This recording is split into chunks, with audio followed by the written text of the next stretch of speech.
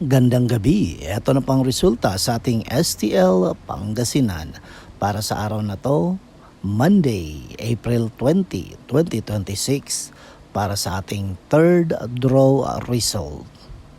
Maghanda na kayo at ilabas na ang ating mga STL tickets at heto na ang resulta ngayong gabi. At para naman po sa ating STL Pangasinan third draw result, ang resulta ngayong gabi ay ang numerong ito. Trivia lang mga ka-STL, ano ang pinakamalaking organ sa ating katawan? Ang sagot, ang ating balat or ang ating skin. Okay? Dagdag kalaman yan mga ka-STL.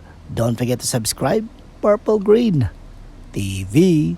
Paki-like at share po. Thank you.